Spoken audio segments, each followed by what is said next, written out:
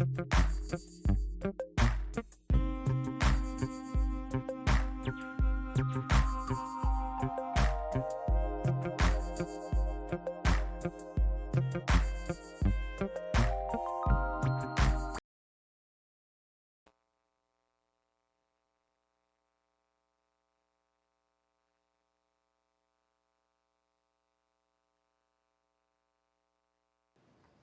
you.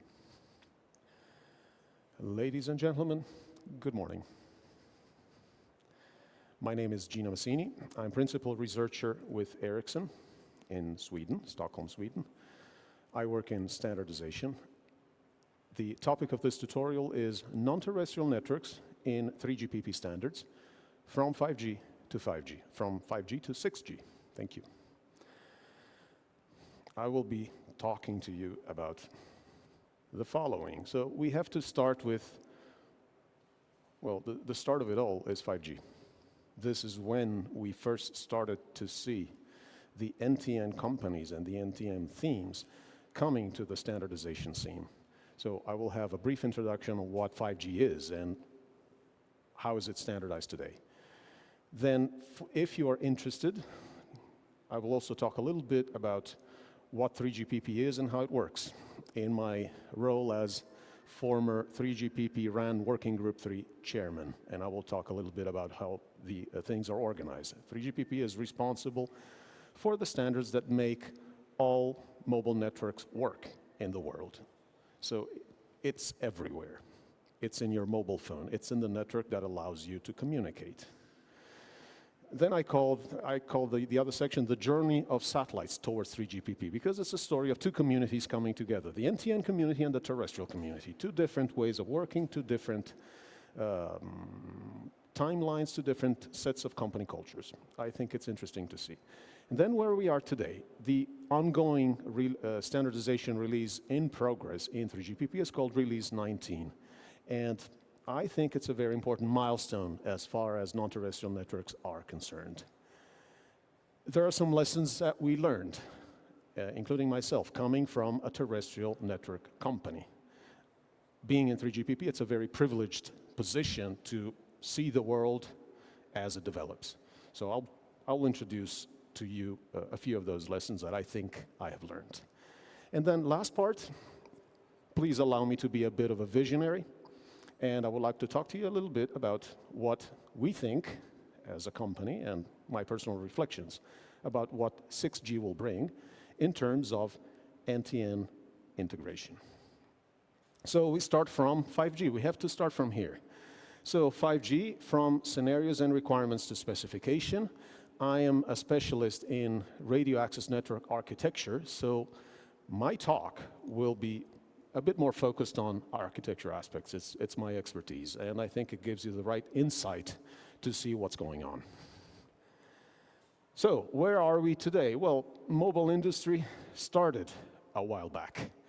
We started with global voice calls, SMS. Then we added mobile broadband, going from 2G to 3G. Then it was the app economy in the 2010s. We went into 4G. Then, after connecting people, we went to connecting machines and societies and industries with the Internet of Things, IoT. And as we move into 5G, we have more immersive experiences. We have XR, or extended reality, digital twins. We have AI-based networks. So we grow not only in data speed, 1 million times increase in 30 years, which is remarkable. We also grow in the pervasiveness of the mobile network. As we connect the Internet of Things, it's not only phones to customers, but it's also machines, it's industrial scenarios, it's warehouses. So these are actually some of the scenarios that were brought on to the 5G table. Broadband experience anywhere, anytime. Basically what I call more of the same, but faster. But it's mass market personalized media, gaming, massive machine-type communications, meters, sensors, remote-controlled machines, smart transport, human-machines interaction. And this is an old slide, so it says, and much more that we cannot even imagine. We're very good at imagining new things, of course, we need a reality check. So I hope this will provide also a bit of reality check. High throughput, high reliability, reduced latency, and service pace. Well, these are the requirements that the ITU set out for us a few years back from this report, ITUR report M2410. And I have highlighted those requirements that back in the day really looked outrageous. Downlink and uplink data rates in the tens of gigabits per second region. Mobility, a terminal could move up to 500 kilometers per hour, the bullet trains that you find in many parts of the world. Mobility interruption time, 0. Connection density, 1 million devices per square kilometer. I'm not making this up, it's in the ITU report from back then. Battery life, 10 to 15 years for a meter, for a sensor. It's one of those little cheap devices that transmit just tiny droplets of data. They wake up, transmit their sensor reading, and then they go back to sleep. So it should be possible to have a battery life of several years. So this is the, basically 5G in one slide. Basically all scenarios everywhere. Massive beamforming, multi-site coordination. System plane should be flexible, scalable to integrate machines device to device. Sorry about the collision, D2D as in device to device. In the NTN arena, D2D means direct to device. I already made this embarrassing mistake the other day. So what do you think about D2D? Well, D2D is a different thing. No, it's the same thing. Oops, sorry. Alphabet soup. Ultra lean design, energy efficient. If you are to compare the frame structure of 4G and 5G, 4G looks like a crossword puzzle with white dots or white squares and black squares. The black squares are always there because they are the control symbols to keep the receivers aligned. 5G, if there's nothing to transmit, it's all white. So you save a lot of energy right there. This is what we mean by ultra lean design. So a lot of these things have been put in 5G. And all of these things challenged the 5G architecture because you need to support enhanced mobile broadband, more of the same, better, faster, bigger, smaller, you name it. But then you also had ultra reliable low latency communication, URLLC, you've heard this many times. But then it has to be crystallized in a single architecture. And a single architecture needs to do centralized, distributed, monolithic, split deployments. So the challenge for architecture standardization, let's say 6 years ago, was really strong. I was there, it happened during my watch. So if you have something to say about 5G RAN architecture, it's probably my fault. Go ahead, rant it on me. We had to embrace softwareization because the network becomes programmable, and virtualization. Network nodes become from physical machines to software instances running on some blade somewhere else in the cloud, in some remote data center. Of course, it puts really important and critical requirements on how you specify architecture. Cloudification. We wanted to fully separate control plane from user plane because operators wanted maximum flexibility. We wanted also, or operators wanted, this is probably one of the most stringent things we had to deal with, cooperation and resource sharing with existing LTE networks.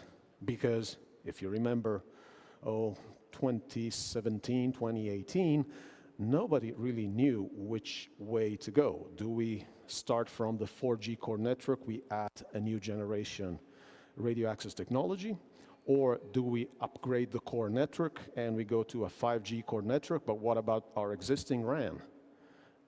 The guidance from the operator community was not clear. And whenever you have these things, you have the proliferation of options in the standard. If you think about the various deployment options of 5G, you have the standalone, the non-standalone, all the variants, of course. All of these things are nothing short of miracles in terms of standardization, but of course, they are costly. They introduce a lot of headaches if you are the actual operator putting this down in your network. But still, when the consensus is not clear, you have to be flexible, and that has a cost. And of course, this required different migration strategies and paths from 4G to 5G. At the time, as I said, we didn't know which way to go, or there was no clear guidance. Hence, standardization was really very, very challenging in itself. This is what I call the 5G RAN architecture. I try to explain this to my students like this. So you have the Janus Bifrons, ancient Roman god, had two faces, war and peace, past and future. So the architecture looks at both native 5G and legacy 4G. So a 5G base station, we call it the G-Node B, and by the way, it's not a pun on my name. My first name is Gino. No, nothing at all. It's the next available letter from E-Node B, and we couldn't use F for obvious decency reasons, so we skipped that word. So we go G-Node B. So a G-Node B is actually a very flexible, or should be a very flexible node, because it should be able to connect to both its own core network, but also the 4G core network in some instances with speaking different interface protocols. It should be able to directly connect to a 4G base station if needed. That's one of the non-standalone options. So it was really a challenge. And on the other side, due to the requirements on centralization, on virtualization and flexibility or low latency, of course not everything together because we're not crazy, you also had to support a split architecture. So then that's the second part, that's a matryoshka, it's a Russian doll. You open it up and there's another one inside. So you open up the G-Node B, up to that time it was a monolithic node. You open up and you have the G-Node B CU and G-Node B DU, centralized unit and distributed unit. And then there's another matryoshka to support control plane and user plane decoupling. You open up the G-Node B CU and you have the CU-CP and the CU-UP. So this is what is specified in current 3GPP standards because of the focus from the operator community. You have to have this in the standards.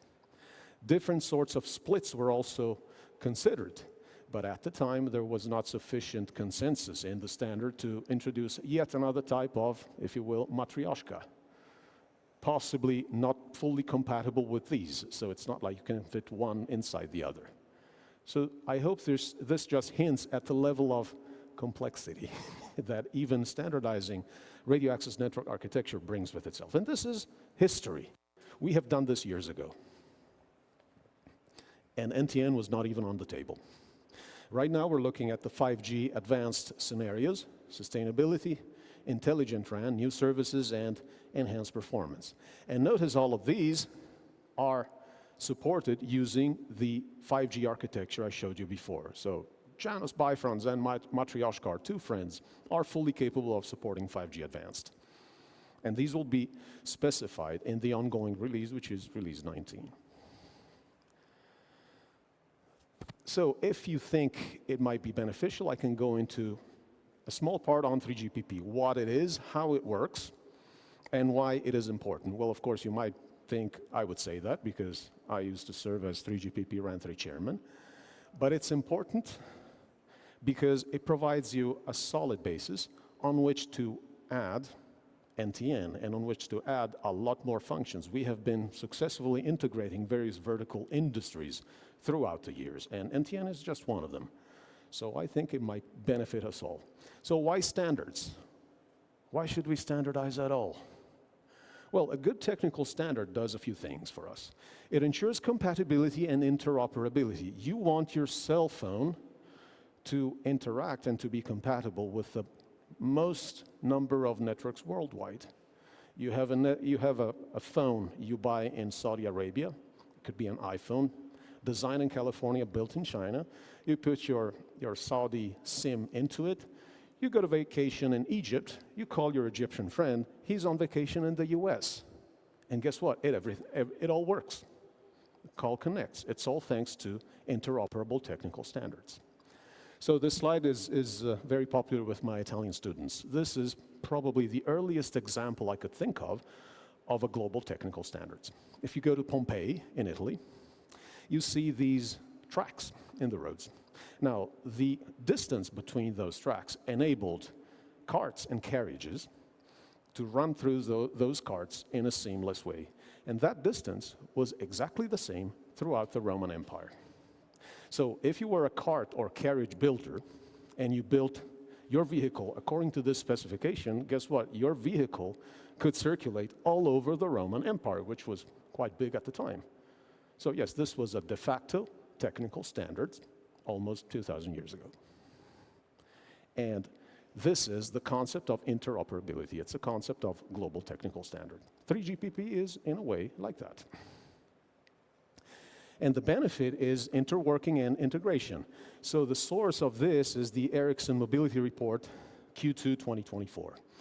You can actually play around with this data set if you go to the Ericsson.com website. It's called Mobility Visualizer, or you could even try to scan the QR code. And it's one of the open data sets you can play with. You can try different visualization options. And please notice, we are planning to have 5.6 billion 5G subscriptions by end 2029, and usually this is an ongoing exercise. It's wrong because we overshoot that number. This is quite conservative. In the past, similar exercises always fell short by a bit. So the development has been very fast. Notable thing about this, notice what I call the 3GPP track. 5G, LTE, and WCDMA and GSM. There's still GSM stuff around, believe it or not. They account for the vast majority. Anything else is not even visible. So that's the benefit of standardization. And why does it achieve the benefits? Well, 3GPP was established to produce and maintain standards for its technologies. We started with 2G ages ago, UMTS, then LTE-NR, and 6G is already on the right track. So we do cellular telecommunication networks, including radio access, core network, and service capabilities. We also include codecs, security and quality of service, so a lot of stuff. The idea is to have an approach from the top down. Why is it a sound approach? Well, from the top down, you have the assurance that everything works. The opposite would be bottom up. Let the best man win. In the extreme case, it translates into the law of the jungle, Far West. In some areas, it works. In telecoms, it can work, but I would claim it's a bit inefficient because you want to be able to communicate with the maximum number of people. My example of you moving around and calling someone who's also visiting some other friend, and you have network roaming and everything works together. The best approach for that is top-down. Everything works against the same standards. It also provides hooks for non-radio access to the core network. We have Wi-Fi inner working since LTE, so we can also branch out and try to integrate and interoperate as much as we can, and if it's possible, with other technologies. Work is contribution-driven. You bring papers and they get discussed. And consensus-based.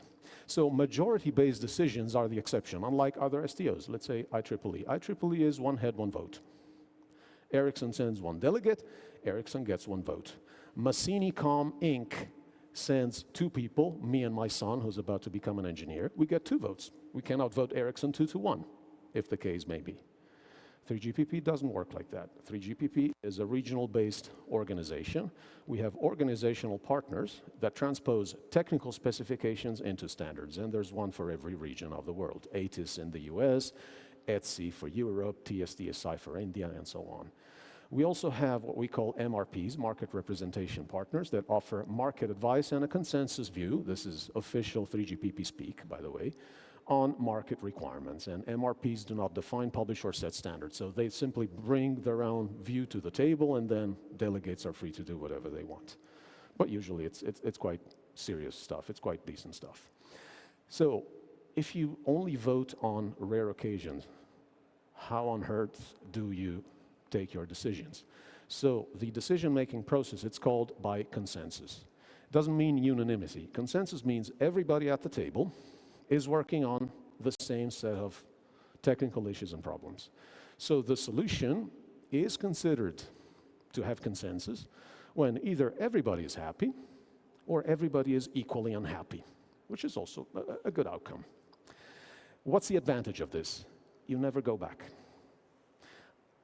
Unless there's some rare case where everybody was totally deluded and we made a serious mistake, we never go back. So it enables a sort of backwards and forwards compatibility that maximizes your interoperation. So if you happen to still have a 2G phone, assuming it can still switch on, charge, and so on, and assuming there's a network which is 2G compliant, chances are that 2G compliant network today is much younger than when that phone was designed and produced. But if you switch on that phone, it's 2G compliant, that network is 2G compliant, it can provide the phone with a set of capabilities at once, you can still connect. Try doing that with your computer. Try pulling out a file from your computer from 20 years ago, try opening it today. Good luck. With 3GPP network standards, we maintain that as much as we can. The typical discussion whenever we have change requests on a closed, or as we say, frozen release is this correction essential? Not even needed, essential. Of course it might be needed. There's someone says, I like this idea, this is really a cool feature to add to 2 releases ago. Is this essential? Is anything broken without this correction? And if the answer is no, the change request is simply noted by the chairman. Because we don't mess around with frozen releases unless something is badly wrong. Next step, yes, there's actually something that we need to fix. How do we fix this? Next step is, okay, there's consensus to fix this particular issue we found, and of course, we make mistakes all the time. Is this correction backwards compatible? Really important. We fix this thing, but we introduce in a backwards incompatibility. No way. People are going to be opposed because, of course, something in the network will break. Some connection will fail because we introduce an incompatibility. Or, in order to remove that incompatibility, some operator is required to upgrade all their networks. But maybe we're talking about equipment that was deployed 3-4 years ago. We say, yeah, software upgrades is easy. Well, it's costly for the operator, for the manufacturer. So these are the two gates. Is this correction essential? Is this correction backwards compatible? If it's not backwards compatible, either we make it backwards compatible, we change the coding for the protocols that we fix, for example, or we have to bite the bullet. Sometimes we say, yes, the issue is so serious that the best way to fix this is, unfortunately, a non-backwards compatible way, at which point it will be documented every step of the way. This CR, this change request was approved. It is non-backwards compatible. It's documented. It's documented in the official minutes. So people will know around the world that 3GPP has published a fix for, let's say, release 17, which is already frozen. It's non-backwards compatible. Sorry, guys. Stuff happens. It was discussed in all relevant groups, and the consensus was, yes, unfortunately, there's no other way to do this. This is how we maintain backwards and forwards compatibility. Sounds easy. It's not at all easy. It's lots of work. But the benefit is for everybody in the industry. So this is how we work. This is the structure. For those vested in project management, this looks like a work breakdown structure from the late 1990s. This is how work was organized back then, and we still maintain that structure. So there's a project coordination group which talks about policy issues and how and the rules behind our work. It's really the top guys. Then we have 3 legs. CT, RAN, and SA. These are the technical steering groups. CT is core network and terminals. RAN is radio access networks. And SA is service architecture. Behind each of those technical steering groups, we have several working groups. And each working group has its own specialized terms of reference and its own specialized scope. So let's see within RAN. Within RAN, we have RAN 1, which deals about physical layer, layer 1, physical layer parameters. We have RAN 2, which is radio resource control. Basically, anything that happens between the terminal and the network, both the radio network and the core network, is RAN 2's task. So RAN 2 looks at the network and at the terminal at the same time. It's a very important group. Then it's RAN 3, my group. I took the liberties of highlighting it. It's been my home for the past 15 years. I really love being in RAN 3. What is it about? Well, it talks about radio access network architecture, interfaces, and protocols. So RAN 3 ensures that when your call gets handed over from an Ericsson base station to, God forbid, Nokia base station, they speak the same language, and your call doesn't get dropped. So you might say RAN 3 interfaces and protocols are what the Latins would call the lingua franca of the world of mobile networks, like Latin 2,000 years ago and like English today. So these protocols need to be interoperable. Otherwise, you go back to proprietary standards. So RAN 3 is responsible for the interface between the radio network and the core, and between the base stations themselves. There's a horizontal interface which is called XN. You might have seen it in pictures. We are responsible for it. Anytime there's a handover, there's stuff happening in XN and in the interface towards the core network, which is called NG. That's our task. So if your call breaks, it's either RAN 2 that did something wrong, or RAN 3 that did something wrong, or maybe some measurement from the terminal that went wrong. It might also be RAN 1's fault. So all these things interact together. Other notable groups, RAN 4. RAN 4 talks about radio requirements, RF emission, spectrum. So anything that has to do with spectrum engineering, protection, they go there. They are the ones that craft the RF requirements for terminals and networks. RAN 5 is all about conformance testing. Anytime there's any statement in any 3GPP specification, there's a counterpart in a RAN 5 specification telling you how to test this. If it doesn't exist in RAN 5 specifications, it doesn't exist. Because you need to be able to test this terminal against this network, or this terminal against that other network. So RAN 5 tells you how to verify this. Am I release 17 compliant? Okay, what tests do I need to run through? That's what they do. And there's also a special ad hoc group, part of the RAN responsibility, which handles liaisons to and from ITU, submissions to the IMT requirements. We did that for 4G, we did that for 5G.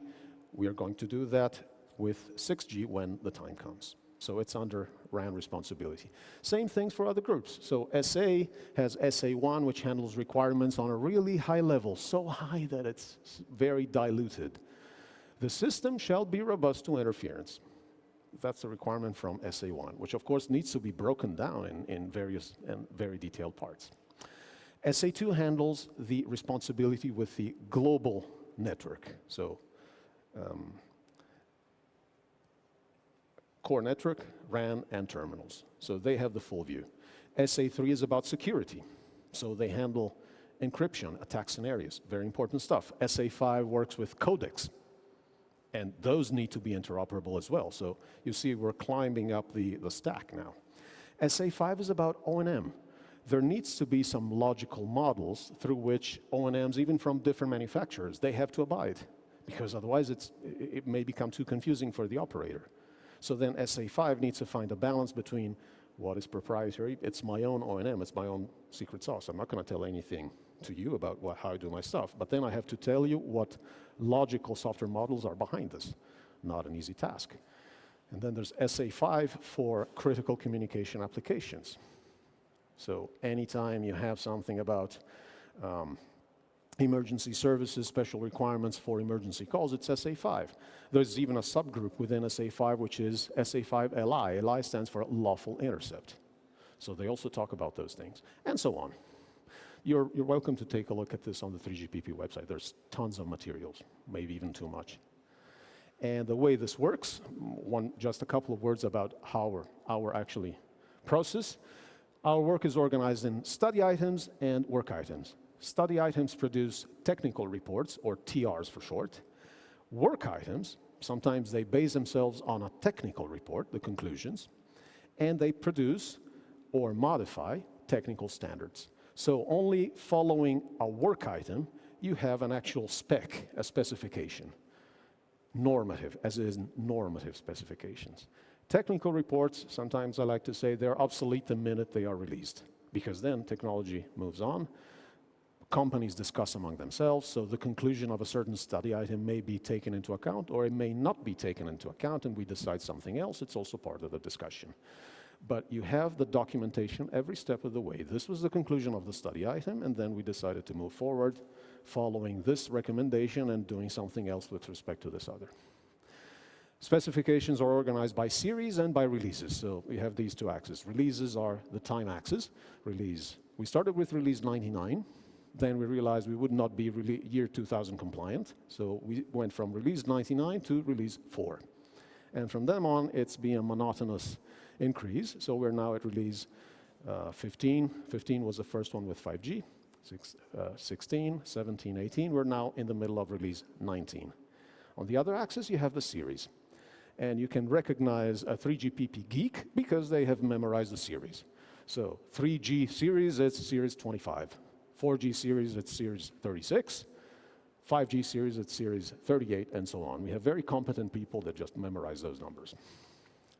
All documents are freely downloadable. All drafts are freely downloadable. The meeting minutes are freely downloadable. All company contributions, once submitted, they're freely downloadable. If you contribute to 3GPP, you have a very binding commitment. Any IPR that you have, which is essential to the 3GPP specifications, we call it standards essential, you agree to license it on a fair, reasonable, and non-discriminatory way, FRAND. If I own a patent and you want to build this patent into a product, I cannot say, yes, but you have to give me $10,000 for each phone you sell. It's not reasonable. We have to negotiate. It cannot be non-discriminatory. I cannot license it to you, but not to you. I have to negotiate with both. So this is part of the motivation why this idea and this concept of standardization actually made the market much bigger. Instead of competing for the crumbs, we are competing for slices of a pie, which is really bigger and bigger. This is our timeline, and then we move on, but I hope you found this interesting. This is the timeline from 4G, 5G, moving on to 6G. And you see the time axis with releases. And these are, of course, the more we move to the right, the more it becomes indicative. So please don't hold me to this, because it really depends on what will happen. But right now, in 2024, we are in the middle of release 19. It will be finalized in 2025, about a year from now. Again, this is indicative, but you can also download this. There's tons of material on the 3GPP website. We are in the middle of 5G Advanced. And in those boxes, you see the additional things which we add. So we started with 5G with mobile broadband and ultra reliable, low latency communications. Then we added unlicensed, NRU, we call it, relaying the famous or infamous IAB, integrated access and backhaul, device-to-device signal, device-to-device positioning. Then we added reduced capability, or RedCap for short. So we keep adding stuff. And the magic is the old stuff keeps working. Again, it's quite remarkable. I like to repeat this a few times to my audiences. 5GA Advanced is about network energy efficiency. We start the first iteration of AIML, what it does to us, and for RAN automation. XR, MIMO enhancements, even further enhancements to mobility, to energy efficiency, to AIML in the forward part of release 19, and then we get to release 20. Release 20 is the first release when we start seeing 6G. Remember what I just said about study items and work items? Release 20 will see the first study item on 6G. So there will be a technical report saying this is what 6G may look like. It will be a very comprehensive report where all the working groups will put their part. Same thing happened a few years back with 5G. And as for my group, RAN 3, it's the time when we kick into high gear, because we have to decide what the new RAN architecture will look like. So it will be quite a very busy time for us, about a year from now. The first normative release, again, notice the asterisk, indicative timeline. The first normative release with actual specifications that you can hopefully build equipment on for 6G will be release 21, following, hopefully, the conclusions of the study item in release 20. So this is what we see ahead of us. Some of us joke and they say, well, this is job security. We have lots of work ahead of us. But I'm going to skip this. This is basically about maintaining backwards and forwards compatibility. I don't need to go into this. It might be boring. Now we go into satellites. So it was a journey. We started from the global scenarios, and I introduce what the global scenarios are against 5G, NTN. The question is, okay, why satellites? Why standardize? Why 3GPP and why now? So the NTN community, it was yesterday's tutorial by Professor De Gaudenzi, I think was spot on, because you have three groups of companies. You have the companies that are vertically integrated, Thuraya, for example. They integrate everything from top to bottom. Base station, ground segment, satellites, gateway, terminals. Then you have the companies that get to pick and choose tools, various tools from the 3GPP toolbox. Two notable names, AST and Starlink in their next iteration of direct-to-device. And then there are another set of NTN companies that are the ones that actually come to 3GPP and try to develop the next generation of this famous toolbox. And basically it's everybody else in the NTN world except AST and Starlink. So there are some challenges for architecture, mobility procedures, and so on. The first studies were in release 16. So we had a study item and a technical report. Again, freely downloadable. If you're curious about where we started, I can say out loud the number, and you can download it. You can see where we started. Release 16. The first normative release for NTN was release 17. So scenarios, well, we're talking global internet, and truly global, places where the terrestrial network will never reach. Middle of the desert, in the middle of the ocean, oil rigs, platforms. But this also includes railways. Either you cover your whole railway line with very well-spaced base stations, or your other go-to solution might actually be satellite. Automotive, your car might go where there's no network, so you need some backup plan. Or crisis scenarios. What happens when the whole terrestrial network is taken down? Well, then there should be satellite. And of course, these scenarios doesn't mean that you will cover all scenarios with the same quality, with the same bandwidth, capacity, service level. So in a crisis scenario, do you really care whether you're able to download a 4K video from satellite? Probably not. You're interested to know whether the ambulance is coming. But then, an SOS system is probably good enough for that scenario, and satellite can certainly deliver that for you. This level of variable and flexibility you see also in all the satellite systems that we have. I mean, this is probably very well known to you. So different systems, different companies have had and have introduced different systems, different constellations, different orbits. By the way, the reason why we call them non-terrestrial networks, it's because, at least initially in the study, we also covered scenarios such as HAPS, High Altitude Platform Systems, and what we call air-to-ground, or ATG. It's basically the internet access on board planes. Those things, to a certain extent, have some commonality with satellites. So then the name stuck. Anything which is not on the Earth, it's called NTN, non-terrestrial. It includes satellites, and it includes also these other systems. So why did they come to our table? Well, of course, 3GPP has been successful in creating a global ecosystem. So the global coverage, they were interested in growing their market share and possibly, I would add, learning from past experience.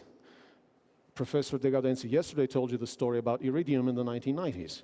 They had grand plans. They had ambitions to cover the whole world with just satellites. But of course, terrestrial networks actually grew underneath them. They became faster, bigger, better, more flexible. This is due to the fact that terrestrial networks have some advantages which satellites don't have. They are more flexible. They can be upgraded much more easily.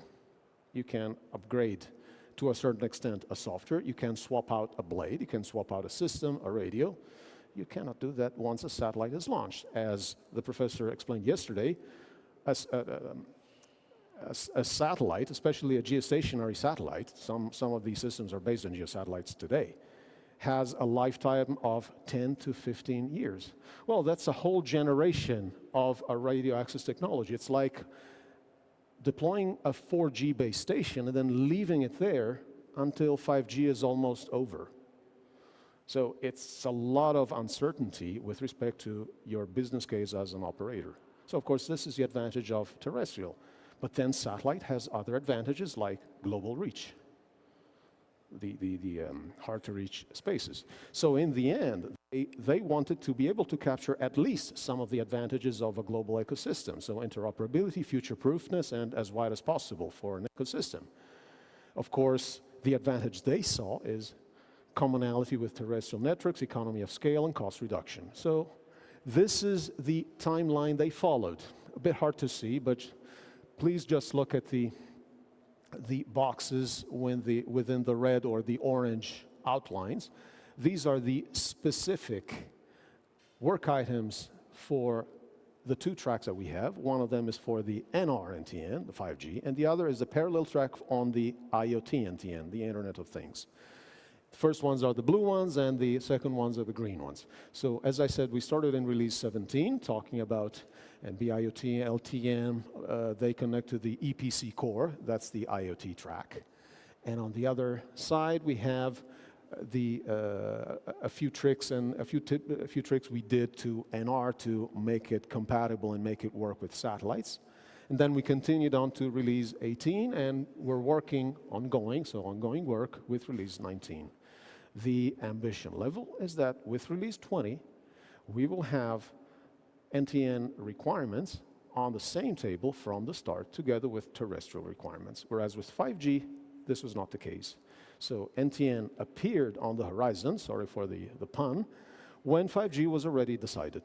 They came in release 16, and well, the gains were already set in release 15 for us. Architecture was set, so they had a more limited set of options, and I would say the NTN community was very good at playing along. So what we have done, we have introduced enhancements for seamless interoperability. Again, this is like the overall philosophy of 3GPP, interoperability between terrestrial and non-terrestrial network. So mobility support, handovers for LTE and NR. There's a class of we call LTE-M devices that support mobility, unlike some other IoT devices that disconnect, move, and reconnect. That's what we call nomadic mobility. We also have integration of NTN within 5G and 4G core. And we reuse similar interworking models as in terrestrial, so of course it helps deployments. As Ericsson internally, we have also tested mobility support for 5G NTN. This was our proof of concept, or POC for short, that we showed at the Mobile World Congress, I guess, a couple of years ago. It was done in cooperation with Thales, which is an NTN company, and with Qualcomm. So we provided the base station, Thales provided the satellite, and Qualcomm provided the chipset for a specific UE. And we showed demos on that. So not unlike what Viasat is showing here. And of course, all of this put really stringent questions on architecture. So there's a framework which is already existing, well-oiled. Well, do we throw that away because NTN is now entering the room? Or do we find ways of working with this? So for example, how to manage network identifiers and cells. With LEO, cells may move. Does it mean that now the RAN moves? And one might think, okay, well, instead of moving the terminal or the UE, the user equipment, you may hear me talking about this UE, it's basically a terminal. Instead of UE moving, you actually move the network. So what's the problem? From a RAN point of view, no problem at all. It's actually one of the options. But from a regulatory point of view, the core network is used to thinking about fixed cells on the ground, so fixed coverage areas. For regulatory purposes, because I want to be able to say that if you're covered in cell ID 123, I know where that is. It's the bottom floor of the CTS building in Riyadh. I don't want to change that model because now there's a satellite.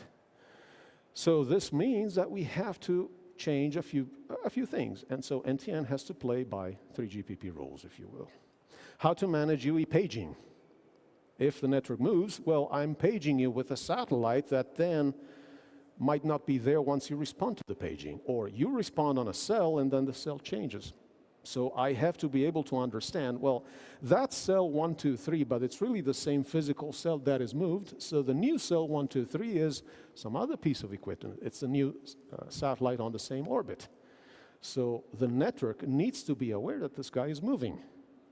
So this means that there's a new branch of configuration, which is called the ephemeris. People that are familiar with this, it's basically the information about the satellite movement, the orbit, the position, the period, and so on. With this information, you know that the network is moving. The network knows it is moving. So I know that I'm moving and I will be out of here in a few minutes. So I better start handing over my server terminals to my friend, the other satellite on the same orbit, which is right behind me. So all this thing will trigger signaling, inter-network signaling, the famous XN interface, which RAN 3 maintains. Well, it can be used between satellites in the latest releases. So that's the role of this horizontal interface, the role of XN. It means you have interfaces between satellites. Can you have a horizontal interface between a satellite base station and a terrestrial base station? In principle, yes, but why would you? XN is, by definition, a local interface where base stations deployed in the same area share and coordinate, for example, their radio resources. What's the point of coordinating your radio resources on the ground with a guy which is 4,000 kilometers up there? Standard doesn't preclude it. The standard doesn't preclude stupid implementations, as I always say. But then, of course, it's the manufacturer and it's the deployer that has to think about this, about the use case scenario. Do I want to use this hammer where I need to activate a screw? I need the right tool for the job. So 3GPP gives you a very comprehensive tool set, and then it's up to you to use it according to your judgment. There's a whole class of feature which is called SON, self-organizing network. So ever since 4G, base stations organize and optimize between themselves, because in terrestrial networks, traffic and mobility varies with the time of the day, with the time of the year, with the season, because people move about and their pattern of behavior changes. Well, actually, satellite networks are a bit more predictable, as again showed by Professor De Gaudenzi yesterday. There are some areas which systematically generate a lot of traffic and a lot of areas which systematically don't. So maybe the self-organizing network capabilities do not need to be as extreme as in terrestrial networks. So we always say orbits are like clockwork. They are periodic and predictable. So that's probably something which might make our life easier. So my son friends are thinking, yes, but how about this? How about that? Yes, but you know that the satellite is moving. You know that it's 2 a.m. and you know that at 2 a.m. your satellite will be there, will be covering this area. It's not a busy area, so you can shut down some of your beams, for example. These are some of the things that people need to think about in a new sort of paradigm. Mobility is also challenged. We have large propagations delay. For geostationary satellite, it's half a second of round-trip time. What do you do with that? Goodbye low latency. So some classes of services are okay for GEO, but not for LEO, and vice versa. For LEO, frequent handover. Well, satellite visibility time from where you're standing with the terminal in your hand, it's a matter of minutes. So how do you work with that? Either you apply the classical toolbox or the legacy procedures, and then you have these massive signaling storms going on and off every few minutes. It can do that, yes, it's fully supported. Do you have to do that? Maybe not. Maybe there's a better way. For example, exploiting the knowledge from the network itself that it is moving. I'm moving out of this area, so I initiate handovers from the network. Hey guys, move to this other terminal. Let's offload all the terminals. Move to this other base station. And this is also a legacy feature. You can do this in terrestrial networks, for example, for traffic balancing. I have too much traffic, and that guy is offloaded, and the guy has good coverage also here because there's some sort of overlap, so the G-Node-B will initiate handover. This can be fully applied to a satellite scenario, for example. But there's propagation delay. It will interrupt data transmissions before connections are established, so you need to be careful how to do it. You need to plan beforehand, otherwise you don't hand over, you simply lose the call, and that's of course not acceptable. We have mobility enhancements, for example, a very cute feature which is called conditional handover. So normally, in mobile networks, mobility is strictly controlled by the serving cell. It's a serving cell that tells you, you shall hand over to that cell, and the terminal obeys. That's how it works. Conditional handover is a tiny step towards the direction of the terminal. It's, you shall hand over there, assuming this certain condition which I configure with is verified. Two notable conditions are time and space. You shall hand over to that guy exactly at 11:52 a.m. So that works perfectly with satellites, because I know that at 11:56 I'm going to disconnect because I'm going to go below the horizon. So you need to hand over in due time. And this is, I think, one of the key enhancements that we did for our toolbox. Another situation, space condition. You shall hand over to that particular cell when you go to that region. Again, perfect example of how to cope with moving cells. You move cells on the ground, and you know that when you are in a certain area which is at the border of coverage between the two satellites, you reach there, you're configured with that thing, also with a threshold so you don't trigger weird ping pongs. You go to the new cell. This is fully specified. This is supported already in release 17. No, actually, CHO's release 18, sorry about that. We introduced some features for terrestrial networks, and we really enhanced this. We put this on steroids for satellites. So conditional handover, very important in my personal view. Then, what we call the Earth-fixed tracking area. So cells move, or actually satellites move, but the tracking area, which is defined for terrestrial network as a set of cells, taken as a superset of their coverage area, is fixed on the ground. Why is that? Regulatory requirements. The network needs to know whether you are in Saudi Arabia or in Qatar or in the UAEs. So simply by looking at the serving cell ID, it needs to know where you are. And the typical example we make is in case of emergency calls. If you're in the US, you make an emergency call, you want an ambulance. Are you in San Diego or are you in Tijuana? If you're in San Diego, you want the American ambulance. If you're in Tijuana, you want the Mexican one. If you're in Tijuana and I send you the American ambulance, I got a problem, you got a problem, or vice versa. So this is one of the things that NTN needs to implement, what we call the UE location verification. Is this guy exactly where he claims to be? Is this guy from Europe, but in reality he's trying to hack into my network from some place in some rogue boat in the Mediterranean?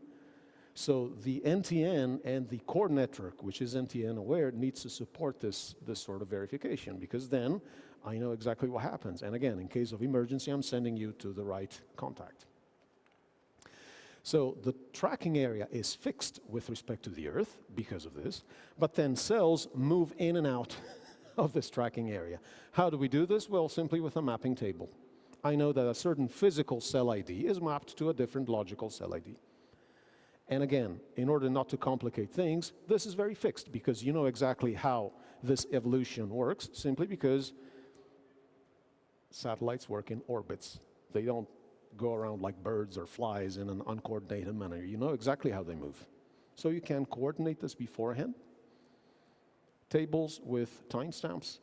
You compensate for drifts. It's all very doable. And in this way, you can reuse most of the ways of working of terrestrial networks. Another problem that we set about to solve is the feeder link switch. What happens when you change satellites? So a certain satellite disconnects from a certain gateway and reconnects to another one. What happens to the served cells? Well, they change. What happens to the terminals? Well, they will have to be handed over to the next guy. So there are signaling procedures for that. So just a list of features, just the work that we have done for the past few years. So release 17 and 18 are usually grouped together because the part that they have in common is the payload architecture. Release 17 and 18 work with a transparent payload, and by now you know what that means.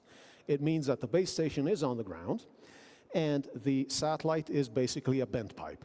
Whatever you shoot at the satellite, it translates it in frequency because it needs to use different frequency bands, and you shoot down.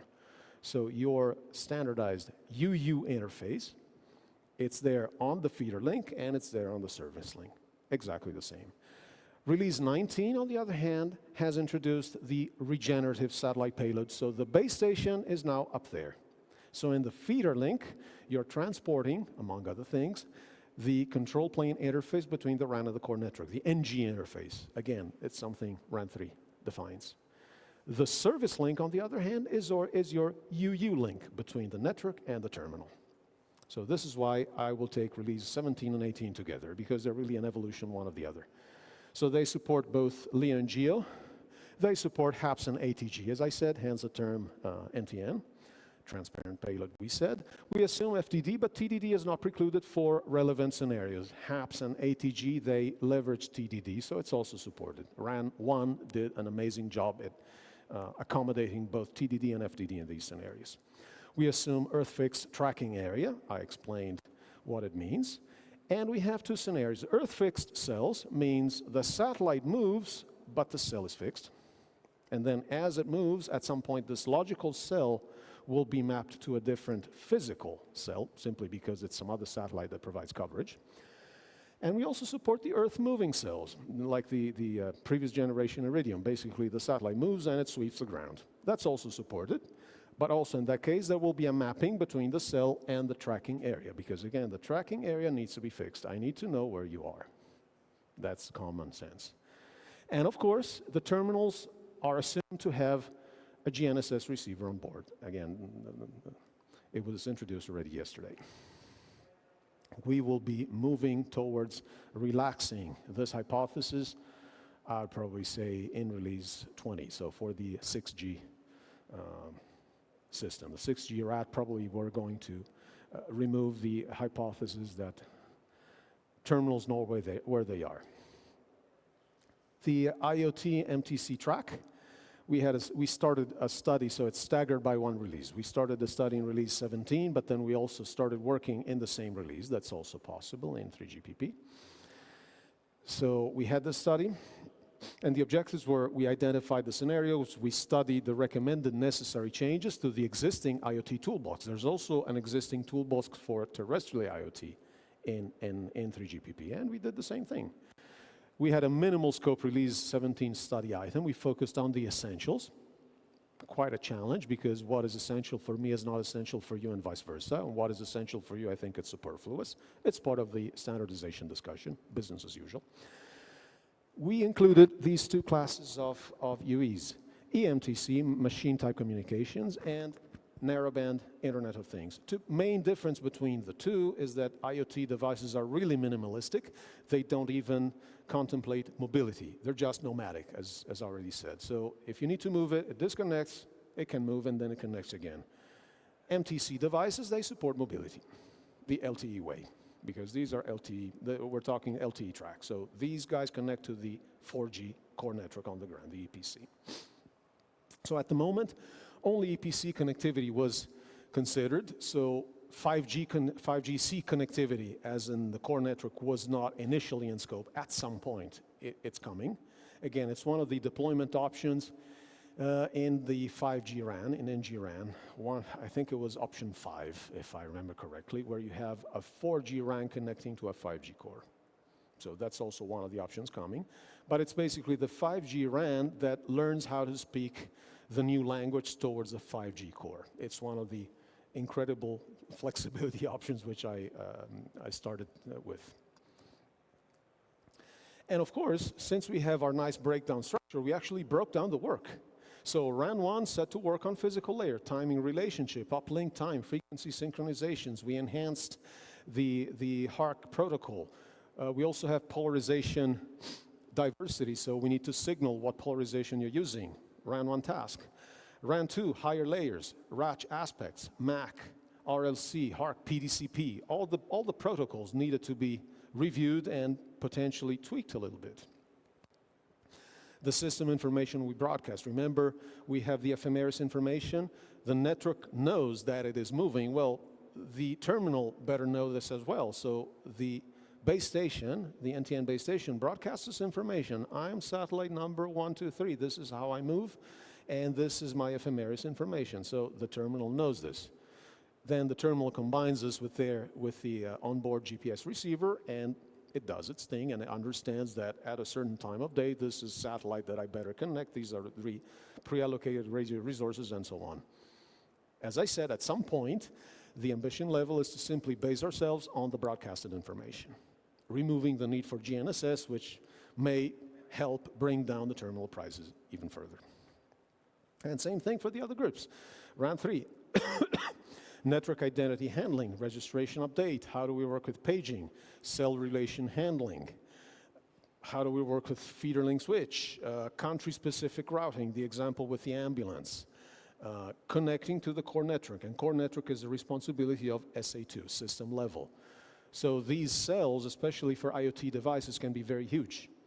In principle, one cell could cover almost a whole continent. You saw the coverage area of Inmarsat satellites. That's the advantage of geostationary satellites. Their coverage is wide, and one cell could be very wide, and then within one cell you have the beams. So if your cell is so wide, you need to play some tricks with respect to radio resource management. So let me understand where you are, because then I can allocate the most accurate or the most appropriate beam to you. And this is one feature which we have been added, actually, on top of Release 18. Release 18 is already closed, but this is allowed in 3GPP. If everybody thinks that a certain enhancement is needed, crucial, it was actually an operator coming to the terrestrial community and saying, hey guys, we have a problem. What can we do about this? And we introduced this feature that enables you to understand, even on a course level, where this guy is. So not for location purposes, because we're talking plus or minus a few kilometers, so very relaxed, but simply to allocate the beam. And that sort of resolution is appropriate for beams of a certain cell. And then you can improve the coverage with respect to IoT devices. Remember, it could be a meter, very limited power, so it needs all the power, it needs all the coverage it can get to do its job. So this was added in RAN 3. Then, of course, RAN 4 updated their requirements.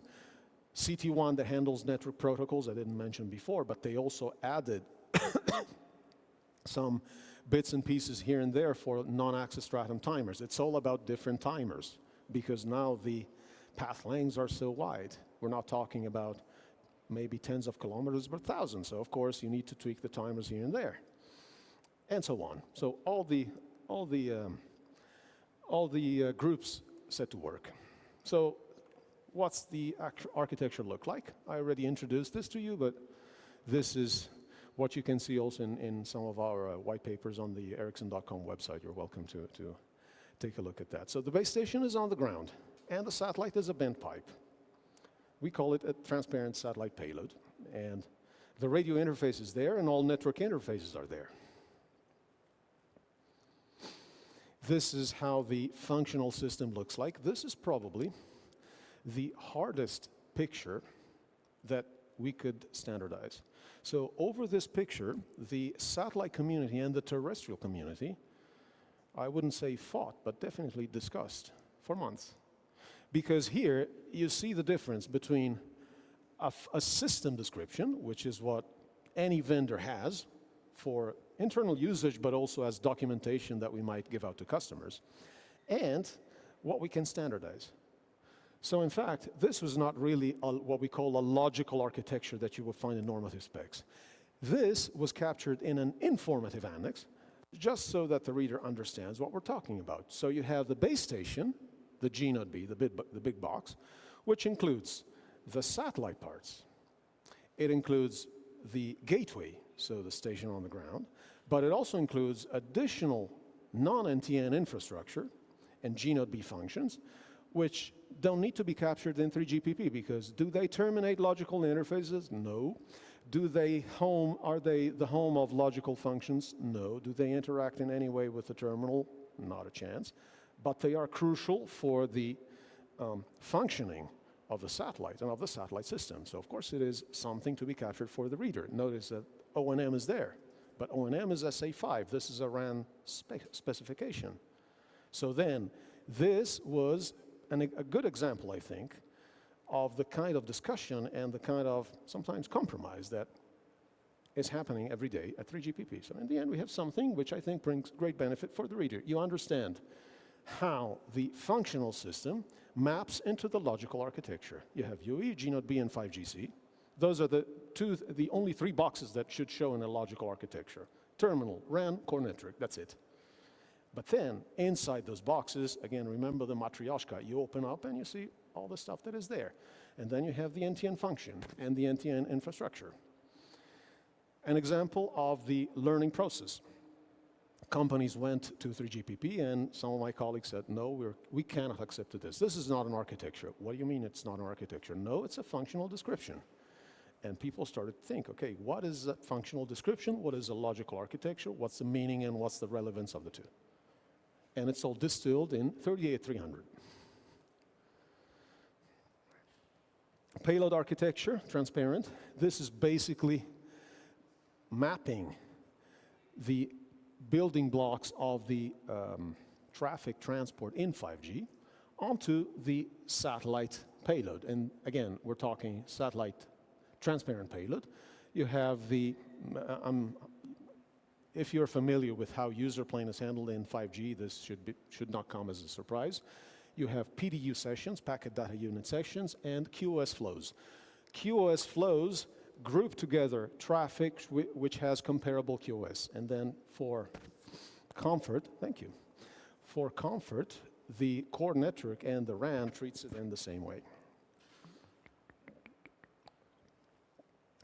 The transport means are called radio bearers when in the radio access network, and NGU tunnels when the transport moves to the core network.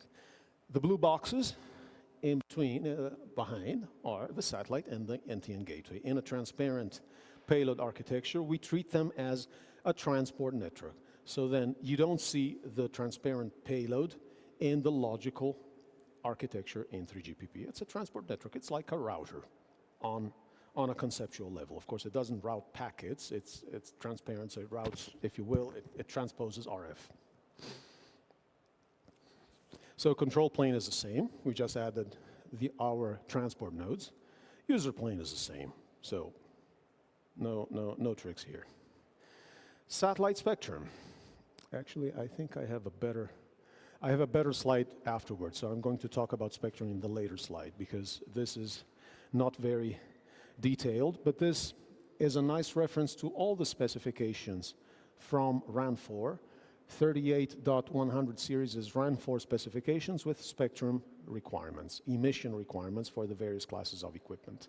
And those were specifically created for NTN parts. So this is the, I would say, the exception to the rule that we try to have NTN and terrestrial in the same set of specifications. Well, spectrum is very specific, of course. We can also talk about the fact that spectrum is a scarce natural resource. It's like water, it's like oil, it's like copper, it's like iron. If I have it, you don't, and vice versa. So the most controversial discussions in 3GPP, but elsewhere, are about spectrum. RAN 1, 2, 3, and 5, normally you can find a good agreement. RAN 4, it requires more effort, it requires more maturity to try to agree on spectrum usage for one component or the other. Again, because it's a scarce natural resource, it's life. Okay, where we are today. Release 19 is buzzing as we speak. So we are unlocking new possibilities. I will show you what Release 19 is about. And of course, the work process means that the technical steering group, you remember the green boxes on the top, those define the technical content for work items and study items. So those guys get to work typically, especially at the beginning of a release, and then they hand the work item description or study item description to the various working groups, and the working groups do their thing. So Release 19 definition was over about a year ago. Around this time of the year, the last plenary of the year, we defined Release 19, and then we started working. So we know what we're doing, hopefully. And we are unlocking new possibilities. So take a look function-wise. This is function-wise. Release 17, 18, and 19. So with release 17, as I highlighted, we have the 5G and our protocol stack supports NTN, including satellite communication. We have addressed Doppler and time shift. And time drift, because these are really the key things, simply to cater for longer path lengths. We are supporting the S and L bands, and we have IoT support. That's a fairly important building block we had with a transparent architecture. Release 19, we added the fact that we showed voice over NR connection can be provided from LEO. And that's what the proof of concept was about, the cooperation between Thales, Qualcomm, and Ericsson. And I'll talk about some of the lessons we learned. We added support for Ka band. So we enabled what we call 3GPP-based FSS, fixed satellite service, Ka band, and IoT NTN and S band and L band. So notice that we are crossing all the various possibilities. Again, fairly important building block. Release 19, another big step. We go to regenerative payload. We take the base station, we put it out there. IoT NTN, we have the so-called store and forward.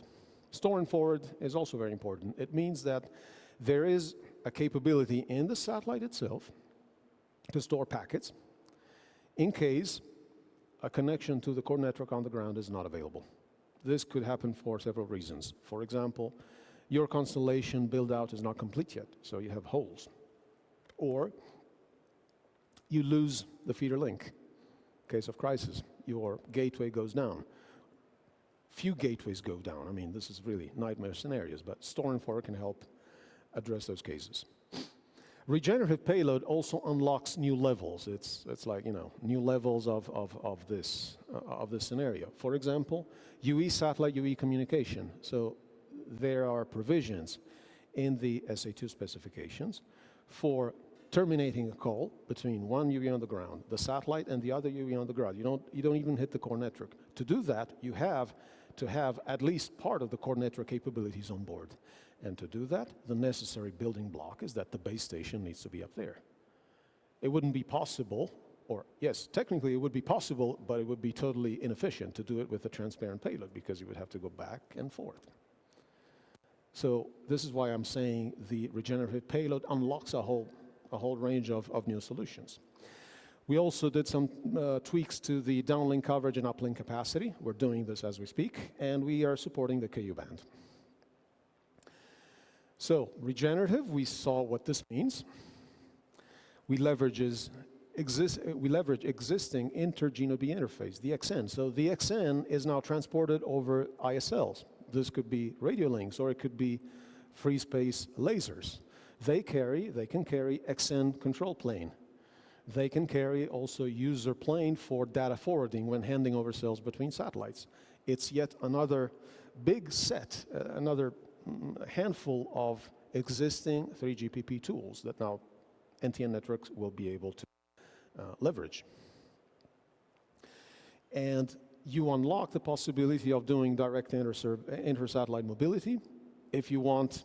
Again, question is, why would you want to do it? But in principle, dual connectivity is supported. So one satellite provides the so-called M node, the master node, and the other satellite provides the S node, the secondary node. Again, it's all possible due to the existing toolbox. Simply by using XN, you have access to these. Or you have access to resource coordination, load management. Again, these are cells in the same cluster. Maybe there are satellites moving together in the same orbit. So they are covering very close areas or even the same area. So it makes sense that they exchange the kind of load levels they have, or even radio resources. And again, it's all existing XN functionality which you can use. And again, it's a prerequisite for UE satellite UE communication. And this, you can do it with store and forward without the user plane going through the ground network. So follow the green arrow there. This is how the store and forward architecture will look like, a bit more in details. Again, this is captured from a technical report from SA2. There are two flavors of this.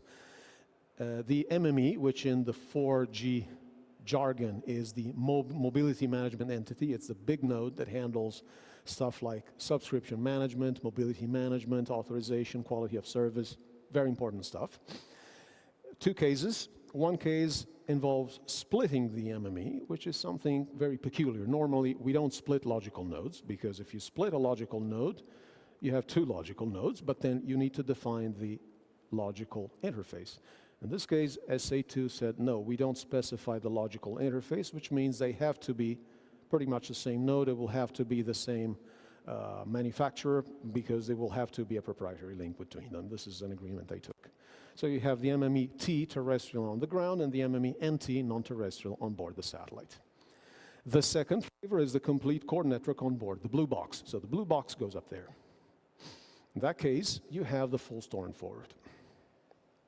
And again, this will be part of the normative specifications. So after all of this, a huge amount of work, really, lots of discussion, some lessons we learned. And again, this is my personal homework, if you will, and also our homework in terms of the Ericsson NTN specialists. First of all, we were there since the very beginning. We started since release 15, a bit of self-promotion, sorry about that. That's a bit of a commercial here. So I had the privilege of being the RAN 3 chair during the release 16 studies. Remember, study item, work item, study item, so technical report. I was there, I saw it happening. And when you're chairing a group, you have everybody coming to the podium saying, Mr. Chair, how do we work with this? What do you suggest? And then you have to come up with answers. You have to learn pretty fast. Otherwise, people can complain quite loudly. So that's one lesson I learned. Make sure everybody's at the table, make sure everybody has a chance to speak. Then your responsibility is to take action, is to guide the decision, and sometimes you have to put your foot down, but that's expected of you. So we contributed to all the work items from release 17 all the way to release 19. For example, there's an Ericsson colleague of mine, which is a rapporteur of the RRC specification. So it's the language that terminals speak towards the network. And the rapporteur is someone who knows the specification inside out. And this colleague of mine works in RAN 2, and he has it all memorized. So when you're tasked with rapporteurship, it's from the whole group. It means the whole group trusts you in this role. So we have this particular role, and people seem to appreciate this. And you're making a service to the community. So the community expects you to be fair and non-biased. So as a rapporteur, you're not allowed to prioritize certain CRs or others simply because you like them more. They're all approved, they're all agreed, so you have to implement them and make sure everything works. And nothing breaks. You have to make sure that the code compiles and all of that. And we are there. We have contributed to the work on IMT 2020 in ITUR and 3GPP. The technical requirements that you saw that you can see in ITUR report M2514, which is the basis for all of this, came mostly for us. We have rapporteurship for the release 18 study item for self-evaluation and submission of 3GPP NTN to ITUR. Remember, the 3GPP creates a technical submission and then submits it to ITUR, to ITU, who then rubber stamps it and says, yes, this is compliant to 5G requirements that we ourselves set out. So we also participated in the independent evaluation of the 3GPP submission, and actually the result is, yes, ITUR accepted 3GPP NTN as the IMT 2020 satellite component. This happened last month. So allow us to be at least moderately proud of these results. But now, on to the actual lessons. I mean, some of these are really hard. Satellite payload architecture, it's proven. Satellites, they have been built like decades. All the satellites that deliver TV to our homes, you know, the parabolic dishes, they work like that. So they are not expensive. You can use a conventional GNOD being on the ground, hook it up in some way to your gateway, and you have a transparent payload. The cons, well, it doesn't scale well because at some point you're going to run out of capacity. It's one thing to reuse a base station, but how are you going to reuse that base station to cover potentially a whole continent? Again, some of the traffic data that was shown to you yesterday shows this to you very clearly. At some point, you're running out of capacity as hopefully the network grows and the traffic grows and hopefully your business might grow. So this thing, at some point, you're going to outgrow this. And also the fact that everything goes through multiple digital to analog conversions. You have to have some hybrid stuff along the way. It's not exactly efficient in terms of RF performance. But then, satellite regenerative payload. It solves everything, right? Well, not so fast. Of course, it improves performance because the station's up there. Better resiliency because everything is contained on the satellite. A very important pro, it unlocks inter-satellite links. Then you have yet more tools you can use to make your network more flexible and resilient. And hence, it unlocks new services. But of course, the satellite is very complex, more power hungry, and more expensive to build.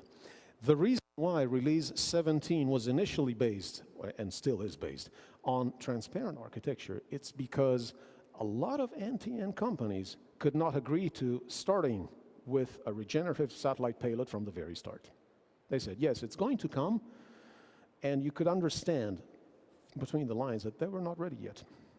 Whereas for us terrestrial companies, it would be the natural choice. Just put the base station up there, be done with it. But this was actually a big technological breakthrough for the whole NTN community. And as you saw, there are still companies building regenerative, other companies building transparent, because it's not a clear cut. So this was a lesson learned to us. And why did we have to learn a lesson? Because in 3GPP, usually, if we really can avoid it, we have one way of doing things. We have one option. Whenever you have multiple options, it's because people couldn't agree, like the infamous deployment options for 5G RAN. So in this case, the discussion and the compromise was, okay, we start with transparent in Release 17, then Release 18 came along. Is it time for regenerative? Not yet, let's continue. And then at some point, people said, okay, now we need to go to a standardized regenerative satellite payload. So a lesson learned to us.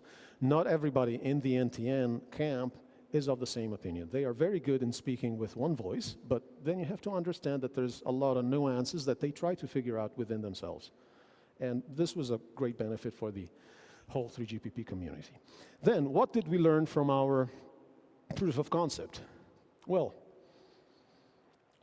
if you give the UE all the information it needs to compensate delay and Doppler, then it works better. So the UE determines its position via GNSS. It also receives a satellite position in a broadcast from the NTN satellite. It calculates the distance, derives a propagation delay, and then communication can start. And at the same time, the UE can also calculate its own relative velocity because of the Doppler shift compensation. So, lesson learned, if all NTN UEs are able to determine their position, then the network operation is, well, pretty close to a terrestrial network.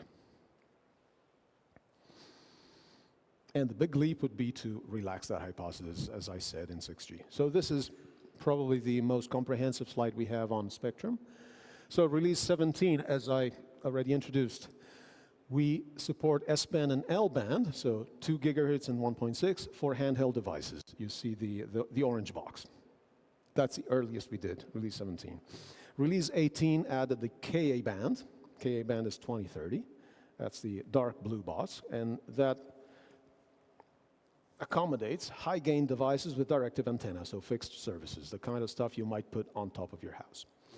Release 19, we also added additional chunks of spectrum, the Ku band, 12, 14 gigahertz. So, key characteristics, well, operating bands and spectrum which is allocated to satellites, and right now we keep NTN bands separate from terrestrial bands, which is a pretty, in my personal view, it's a pretty reasonable assumption. Again, we do this in steps. It's a it will take time to have all this integration, and going into 6G, I'm sure we'll need to explore this a bit further. NTN is FDD, except for an ongoing NB-IoT work item to support a very specific TDD arrangement.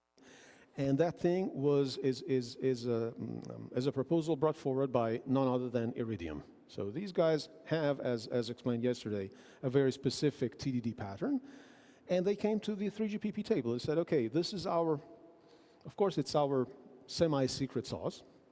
Can we work in such a way that it can be accommodated by 3GPP specs. And then, of course, it takes a while to discuss exactly what do you want to do with this, how much are you willing to compromise, how much are we willing to compromise as terrestrial networks, can this be a deployment option, can this be accommodated in certain ways, and so on.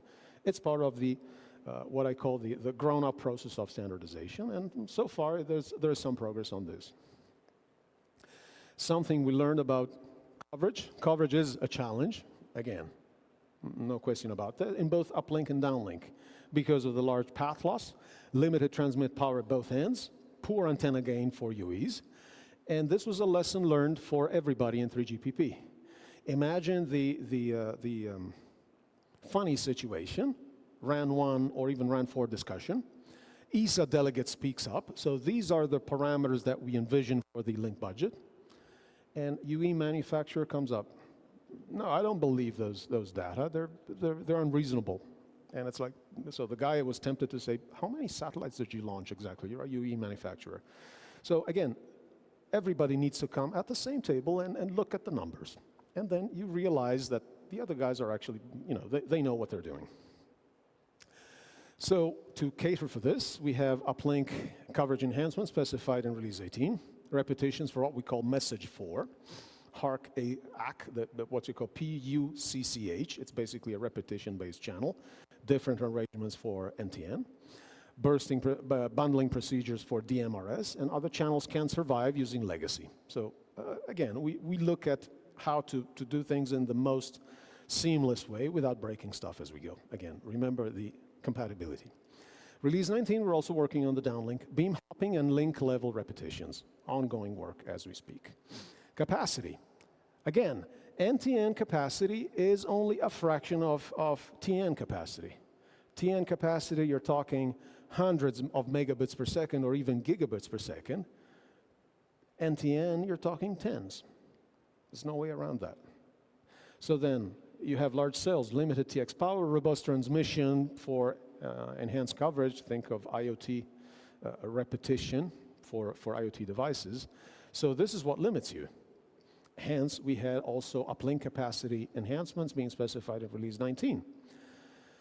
And this was confirmed by also our internal studies. So 3GPP, there's a 3GPP study, 0.7 megabits per second downlink, and this is the median UE throughput. This is what 3GPP could agree on, following different studies from different companies, which is, quite interesting. IMT 2020 has little less than 1 megabits per second downlink and a fraction of that in uplink for user experience. And for the peak, you have 11. Our own internal studies tend to confirm the 3GPP assumptions. We saw something like 0.5 megabits per second down and 0.2 up. Again, median UE throughput. So life is hard. Latency, yes, of course. We found a 3 times increase in latency. You have 34 milliseconds for terrestrial, where in this POC you have 92 milliseconds. And this is a LEO at 600 kilometers. And this is one of the many lessons we learned. So, having learned all of this, I will talk to this guy later. Having learned all of this, now 6G is around the corner. What is 6G about? I don't know. I have no way of knowing, but we have some focus areas. And again, you can go to ericsson.com/6G, you can see this. So there are colleagues that have been doing this sort of brainstorming for at least a couple of years. So we have, again, more of the same, but even faster. Enhanced and further enhanced mobile broadband. Immersive communication, critical communication. So the first one will expand on mobile broadband. The second will expand on ultra reliable low latency, URLLC, and massive communication expanding on massive MTC, machine type communications.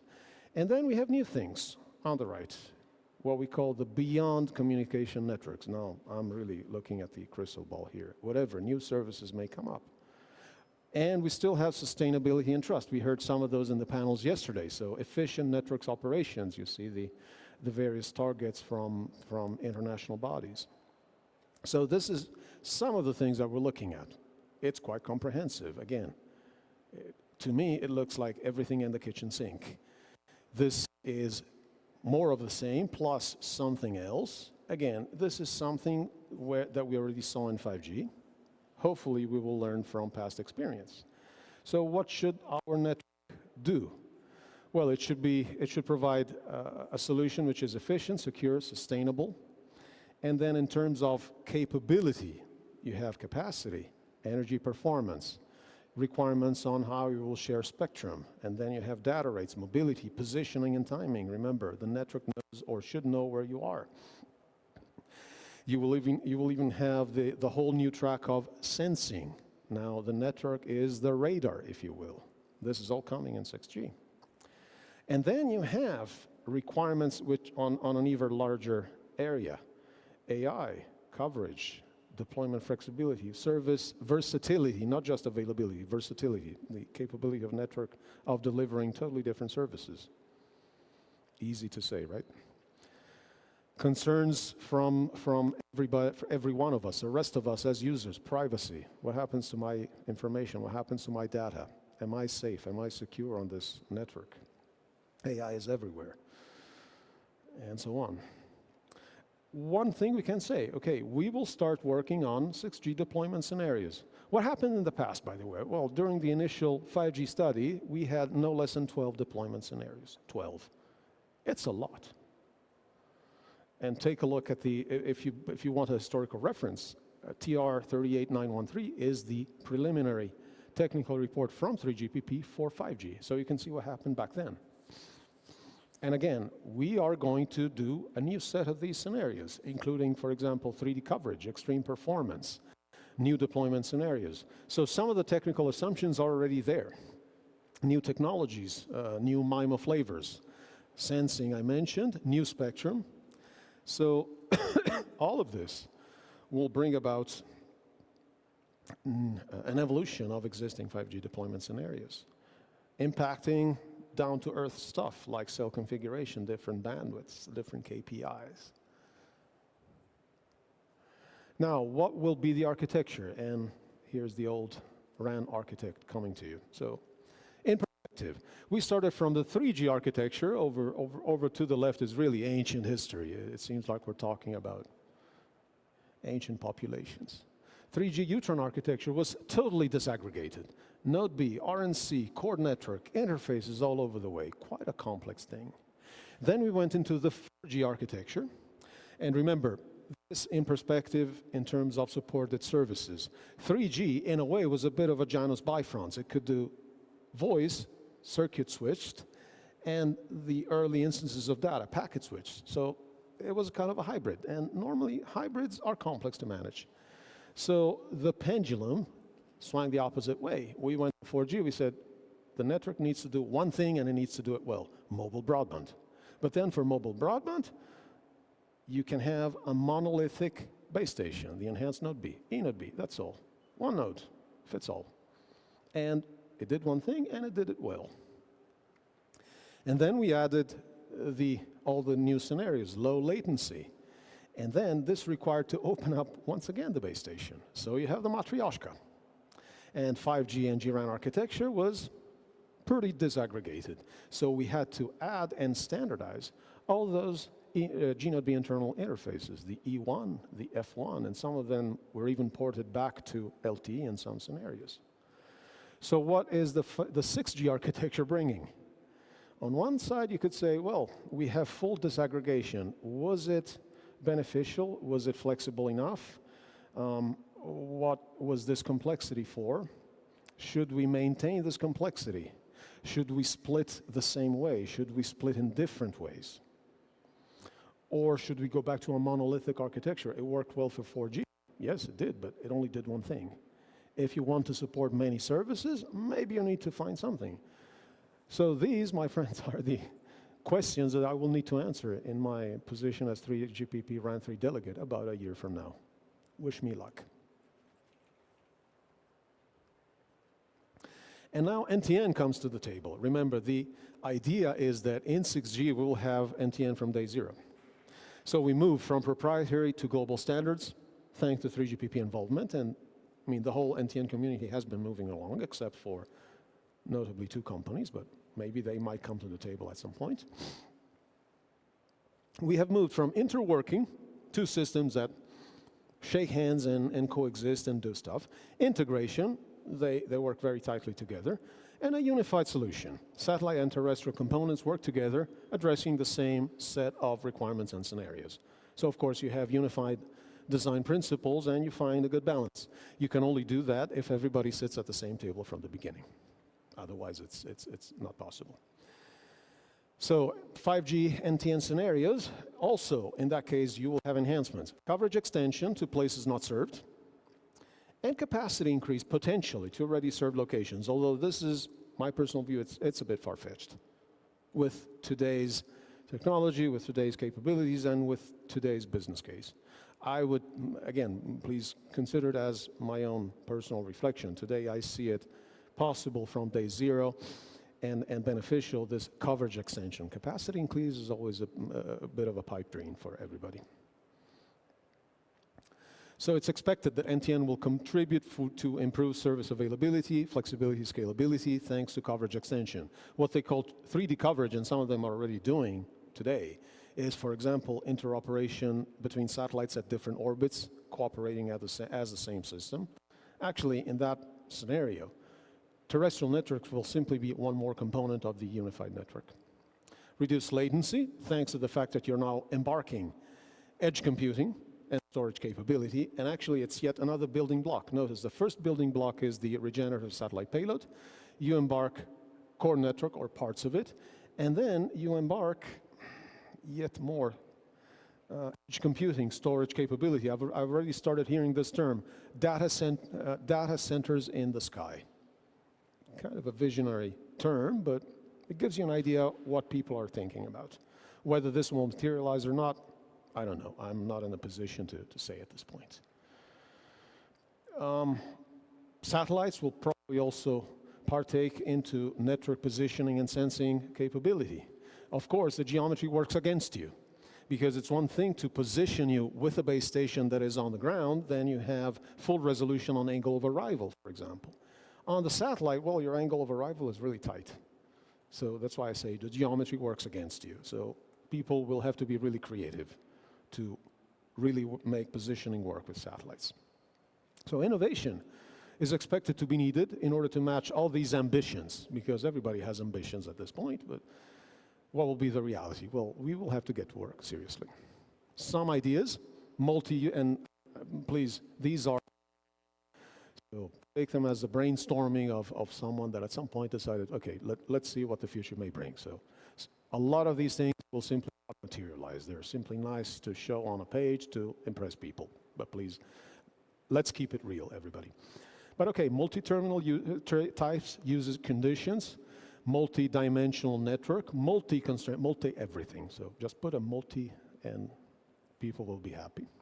Multi-mission radio protocol, and well, probably the most reasonable thing is unification with the terrestrial network component. Some examples, well, pedestrian or flying, the UAVs, that can also serve by satellites. Maritime moving platforms, satellite mounted, and whatever. So again, this is part of the more of the same, but enhanced. Multi-mission radio protocols, again, increasing in the channel bandwidth flexibility. Software-defined radio helps us all along. Thank God for that. High accuracy, trusted location capabilities, multi-dimensional network infrastructure, 3D infrastructure, and of course, regenerative payload is a building block for everything, and the kitchen sink.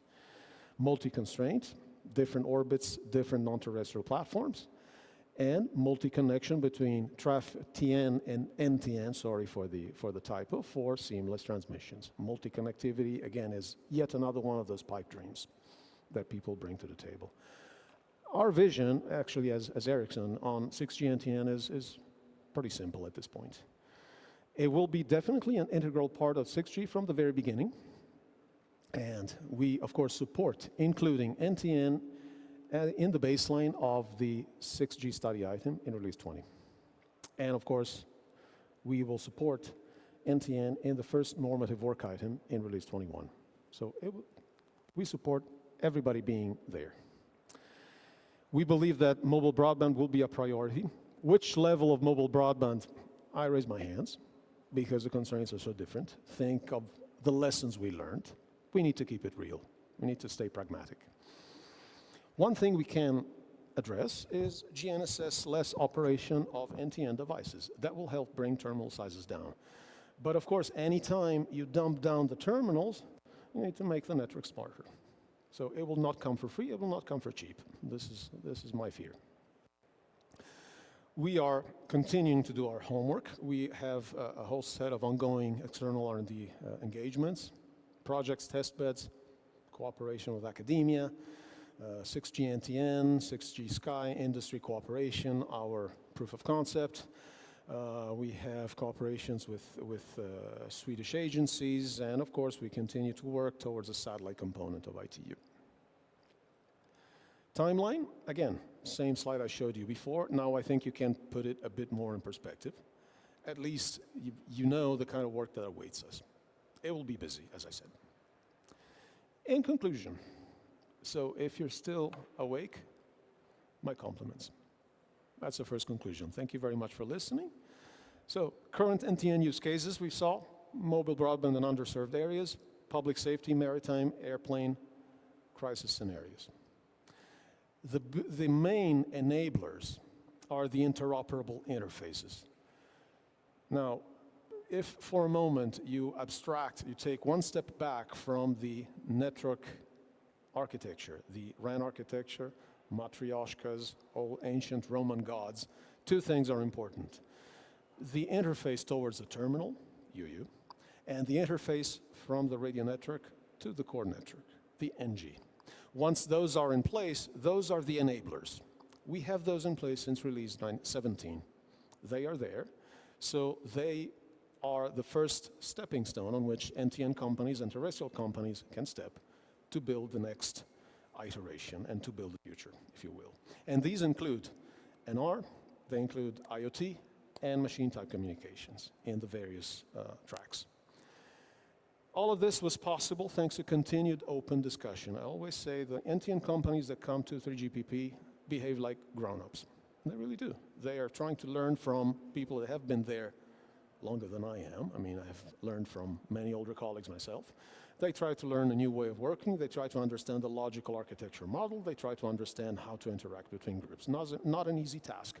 When you come from an industry that is used to totally different ways of competing, totally different time schedules, a much tighter vertical integration, you might say a more relaxed time schedules, it's less cutthroat really as with respect to terrestrial networks.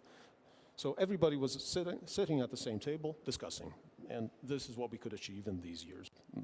I think people involved in this activity should be quite proud of themselves.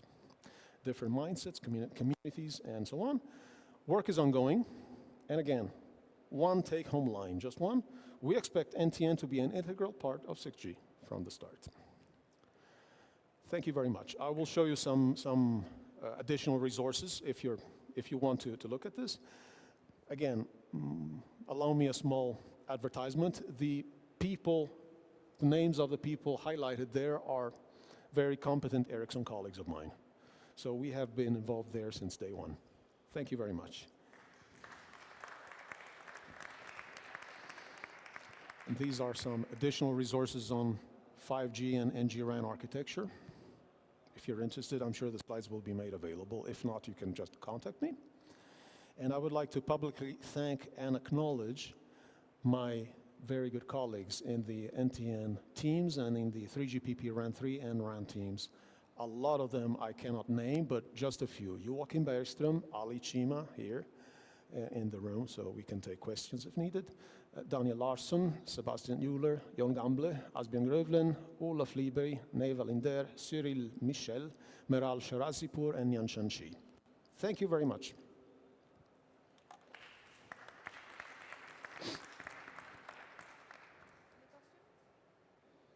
Of course, I can take questions.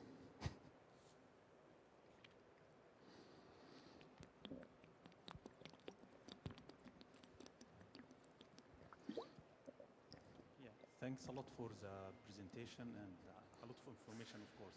I am not from communication system background. I cannot hear you. Closer to the microphone, okay, please. Okay, sorry.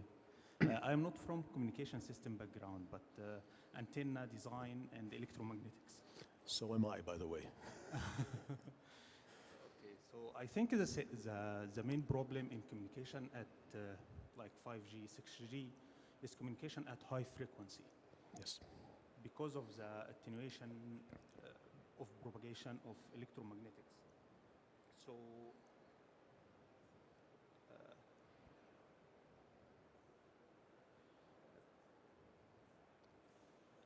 the 18 release is working at from 20 to 30 gigahertz.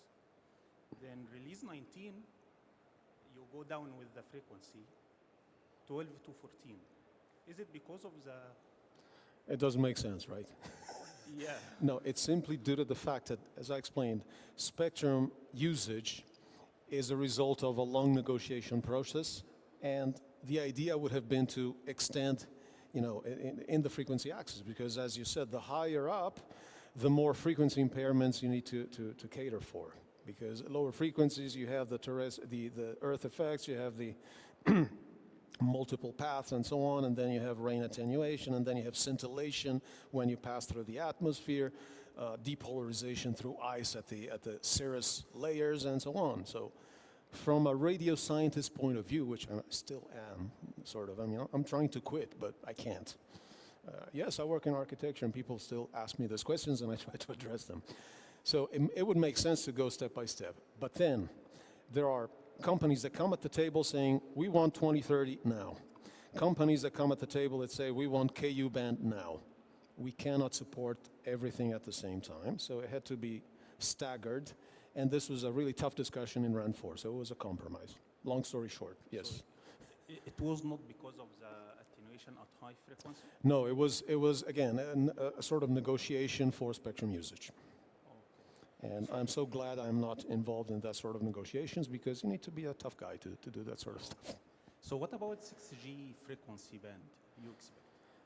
At this point, I really don't know what to say.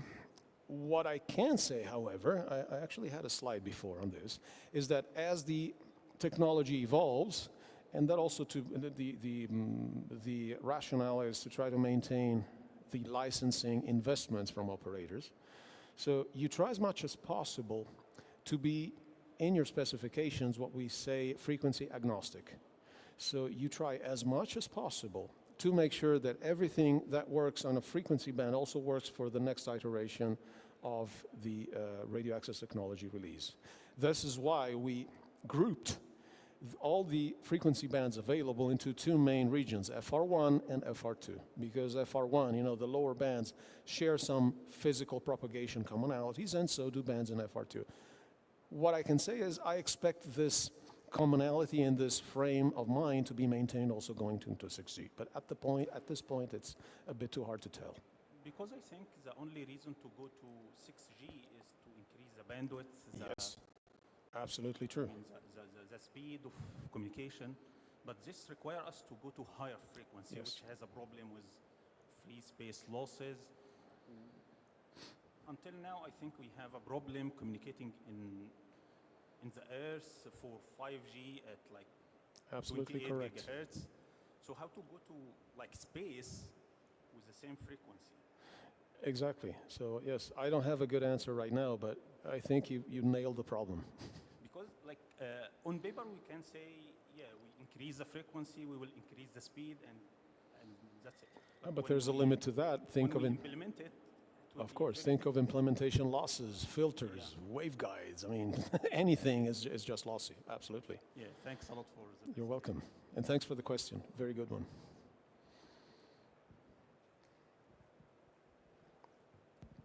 Good afternoon, Mr. Jano. I have a question. So the question is, it seems that the adoption of the 3PP NRNTN in the satellite side is slow. I mean, compared to the 5G. Yes. So what is the reason for this? And in your opinion, what 3GPP should do to improve this? Right. Thank you. So it's the reason for this perceived slowness, but I would claim it's a perceived slowness, is basically that two communities had to come together when the deal was already done. We had 5G defined, we had an architecture defined, we had the physical layer, all the protocols were optimized and in the process of being further optimized for terrestrial use case, release 15. And now come these guys, release 16. Okay, what do? Okay, let's start a study. And the study basically blows everything up because channel requirements are different. The numerology, they even started with different numerology at the beginning. And this never goes well. Anytime, 3GPP is an oil tanker. Okay, you have your direction. And comes someone that tries to steer it in an opposite direction, of course, it's going to be some resistance. And even if you do manage to change the direction, it will take quite a while for the tanker to steer. That's one of the prices you have to pay. It's a global standard. Again, the difference between a tanker and a speedboat. Sometimes speedboats fail. Well, the tanker has been going on for 25 years.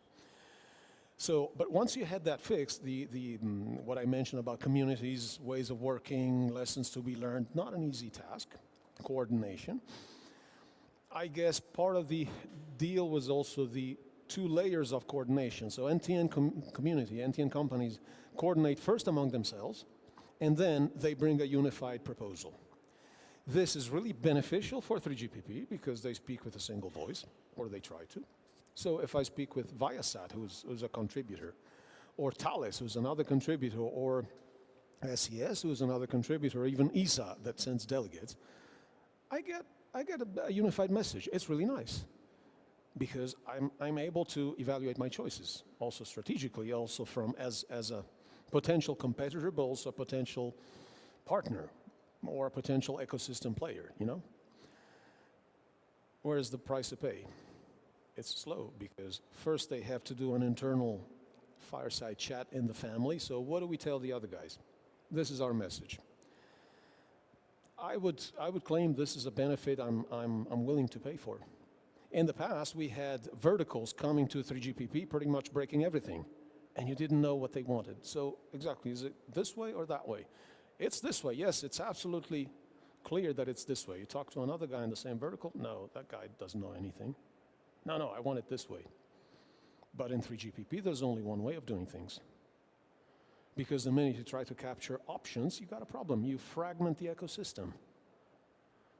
And goodbye compatibility, goodbye interoperability. So yes, it has been slower than it might have been, but on the other hand, we have stuff that is actually compatible. So remember also the evolution process. It might have been faster to go directly to regenerative payload. I think so. I was pushing real hard to have regenerative payload in release 17. And the NTN community pulled the emergency brake. No, sorry, we cannot agree to this. Objection, actually almost sustained objection, almost. It means escalated to the plenary, there's a proposal for that. So it was really a strong objection. So we had to say, okay, let's take it stepwise. So in one way, it is due to the fact that the NTN community has a different time schedule. And then 3GPP is not exactly a speedboat, that's life. Thank you. Thank you very much, Gino. Oh my God, Ali is going to ask me a question, my colleague. There you go. So of course I have a vested interest because we both bleed blue with the Ericsson badge. But just a very interesting, thank you very much for the session. I would love to know, you talked about the potential throughputs, the standards and all of that, and then when we compare to existing 4G, 5G, 6G evolution as well, can you give a very, very short overview of the potential use cases you see coming up utilizing the NTN technology? Sure. In context of this? Thank you. Yeah, it's those as I mentioned. So normally all these technologies complement each other. That's also part of learning from past experiences. In the past, in the 90s and the early 2000s, you had this fancy new technology saying, the future is microwave. The future is fiber. The future is this or that. In the end, I mean, every country is different. Every environment is different. They have different requirements. And overall, we have to be pragmatic. These technologies complement each other. It's also not feasible to say satellite will cover the world. Iridium said that in the 90s, and it didn't go well. And terrestrial networks will be everywhere. It would be equally naive to say. So definitely satellite will complement terrestrial networks in places where terrestrial networks will never reach. Desert areas, in the middle of the ocean. You have an oil rig in the middle of the North Sea. There's no way you can have a base station there. Inside vessels. Think of air to ground. I mean, almost all of us now are used to chatting on our chat apps, even on board a plane, and sometimes the airline lets us use that for free. It's all of this. And of course, it's thanks to the advancements in standards that also cater for ATG scenarios.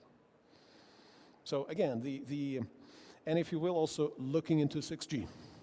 The scenarios will complement each other. And we have to be mature enough to understand which is better for which scenario. That's part of our job. Thank you, Ali.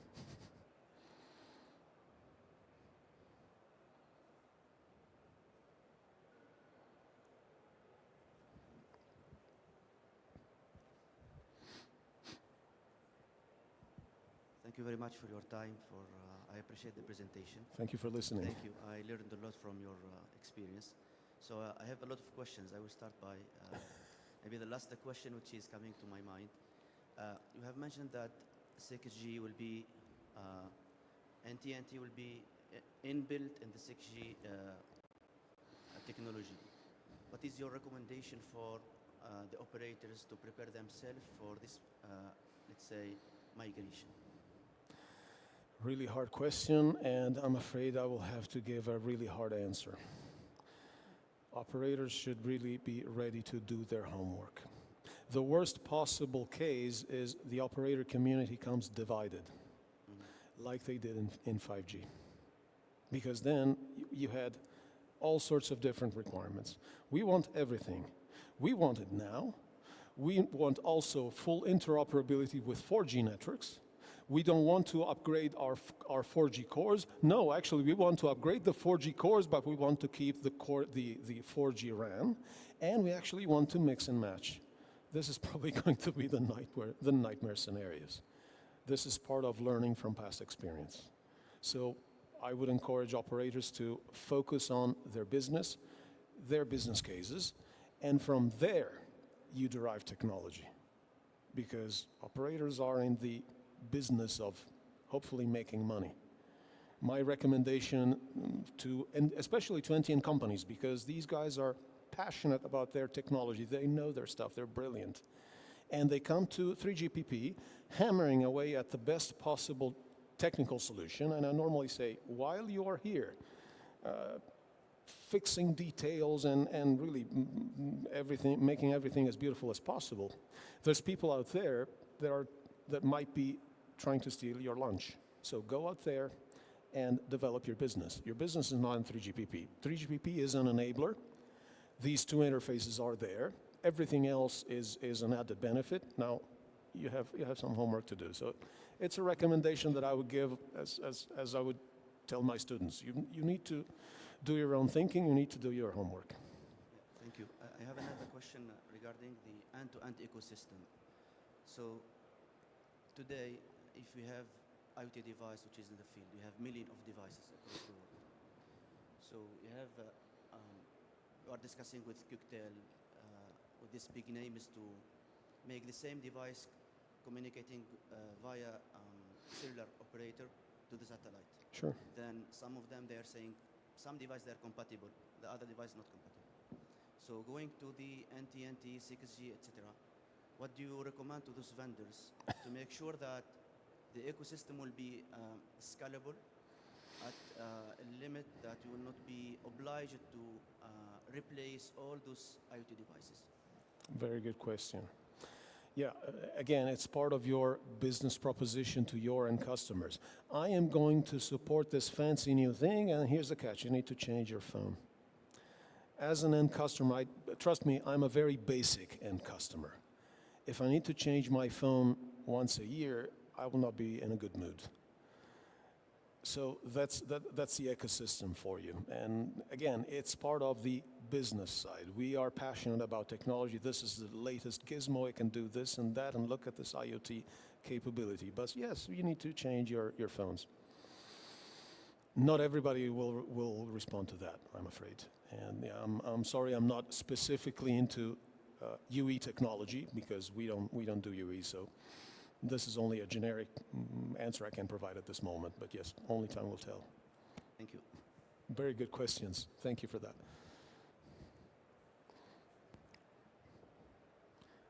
At some point, I will need to catch a plane in the afternoon. You're welcome to look me up on LinkedIn. You have my email, so you're welcome to continue discussion, absolutely. Any other questions?